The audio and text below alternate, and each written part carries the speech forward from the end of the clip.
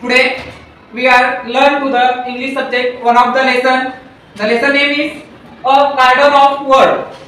म्हणजे शब्दांचा बगीचा हे आपण शिकणार आहोत. त्याच्यामध्ये W आणि V यांचा उच्चार व असा होतो. ह्या दोन्ही जो काही लेटर आहेत त्याचा दोन्ही लेटरचा उच्चार व कशा पद्धतीने होतोय हे बघणार आहोत आज आपण. पहिल्यांदा W या लेटरचा उच्चार करत असताना काही नियम आहेत आणि एक शब्द लिहित असताना त्या शब्दामध्ये W कुठे वापरायचे, V कुठे वापरायचे याचा आज आम्ही अभ्यास करणार आहोत. W चा उच्चार आपल्या इथे काही दोन ओठ आहेत. ओठाच्या माध्यमातून जर व चा उच्चार झाला तर त्यावेळी W लिहायचं आणि ओठ आणि दात यांच्या माध्यमातून जर व चा उच्चार झाला त्यावेळी V लिहायचं. हा एक सामान्य नियम आहे आणि त्याचे काही एक्झाम्पल आहेत बघा. W मध्ये वॉच, वॉचचा उच्चार करत असताना आपले जे काही दोन्ही ओठ आहेत ते एकमेकाला जुळलं जातं, त्याच्यातून तो उच्चार होतोय वॉच. आणि वॉटर, विन, वर्ड आणि वॉल ह्या सगळे जे काही शब्द आहेत, वर्ड्स आहेत, त्याचा उच्चार होत असताना आपले जे काही दोन ओठ आहेत त्याच्यातून होत असतात त्याचा उच्चार ओठाच्या माध्यमातून.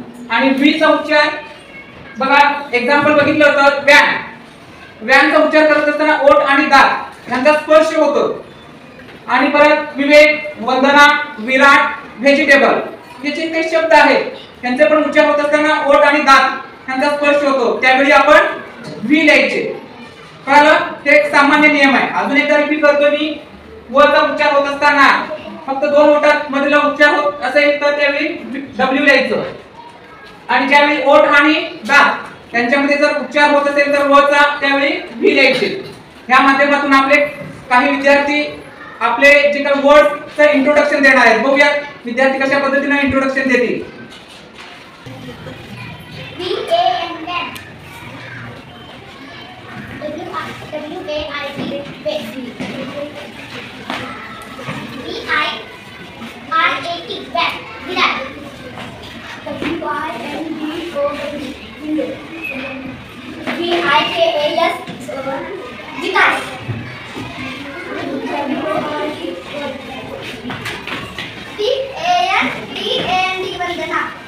W reactive word.